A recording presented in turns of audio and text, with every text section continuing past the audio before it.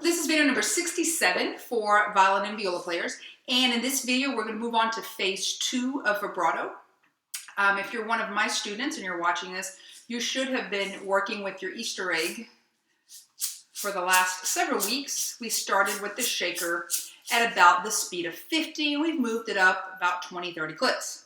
Now, what you're going to use today is a bouncy ball. Now, if you're one of my students, I gave you a bouncy ball at the very beginning of the year, and it was the right kind. Now, if you're not one of my students and you're wanting to do this, if you get a bouncy ball, this sounds kind of strange, but make sure it's shiny, okay?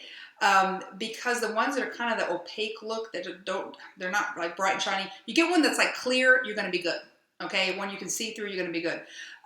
Because the other ones, they just don't work on the string really very well. Okay, so I'm going to review the motion we had with the egg shaker, and we just went back up, and then we went faster. We went twice as fast, and we went twice as fast again.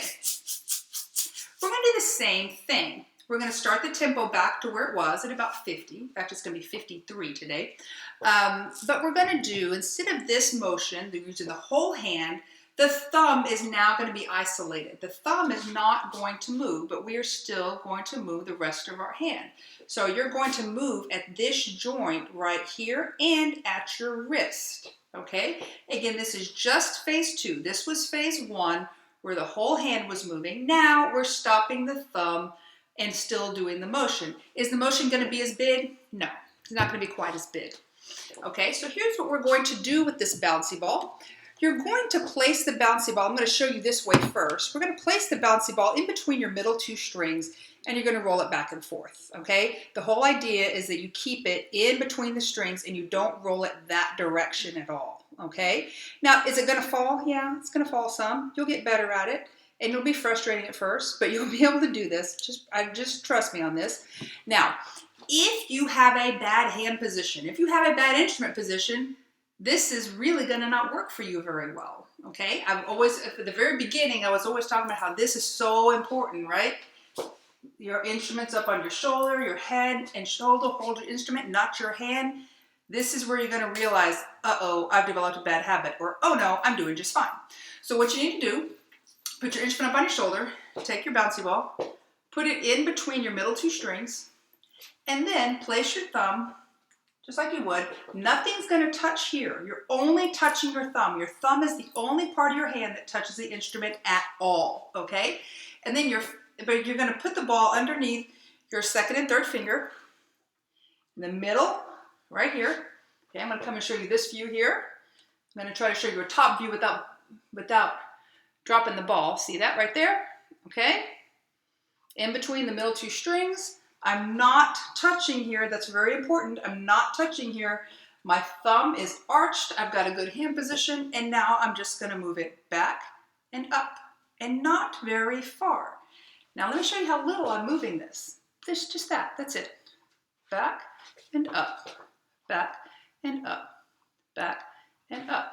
Now, we're going to use the metronome for the first time around, and then we'll use music like we did before. Okay, I'm going to show you from this direction. I think that shows you a little bit better. These are 8th notes clicking. We're going to go back, up, back, up, back, up. Now go twice as fast, and back, up, back, up, back, up. I'm going to turn around, keep going, back, up, back, up. See how my wrist is moving? Now we're going to go twice as fast if you're ready. If you can't do it yet, that's okay. Back, back, back, back. Now look at my hand position. This is not happening. I am not pushing the ball out with my fingers. Make sure you're not doing that. Very common problem. Very common problem. Your fingers need to stay in the same shape the whole time. Okay? This does not change. Think about when you had the egg in your hand. Your fingers did not change shape. All we're doing is isolating the thumb now. That's the only difference in this motion. Is this a lot harder than the egg? Yeah, it is. Okay, again, let me show you the wrong way again. Don't do this.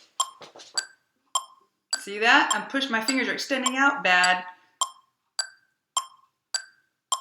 Okay, that's what you should be doing. The fingers stay. We have our flat top fingers, just like always. okay? Now, if you want to, you can use music because the metronome gets a little boring. If you're one of my students, you're getting a new song each day to do. Always start off with the slower tempo and back, up, back, up. Now twice as fast. Up, back, up, back, up, back, up, back, up, back, up, back, up. Now twice as fast. Back, back, back, back, back, back, back, back. Okay? Now, your goal is to be able to do that through an entire song. That's one reason I like to use the songs, because it makes sure that you're going to do it long enough and practice it for long enough. But it's also a more fun way to keep the beat than just the boring old metronome. Okay? That song's about 3 minutes long. And if you do that with the metronome for 3 minutes, you would not want to do it ever again. So the song just makes it more fun, but also I think sometimes it's easier to keep a beat with the music. Whatever you choose to do is fine, but again, do not push, okay? Make sure your fingers stay flat, okay? And you're only touching where your thumb is. You are not touching here at all, okay? Only your thumb touches, nothing else. I'm trying to show you a bunch of different angles so you see what you're supposed to be doing, okay? Practice that. Keep doing that every day. Increase it by 1 or 2 clicks per day if you're using a metronome. Again, we started at about 50. I think it was 52. Try to get it up to about 70. That would be great.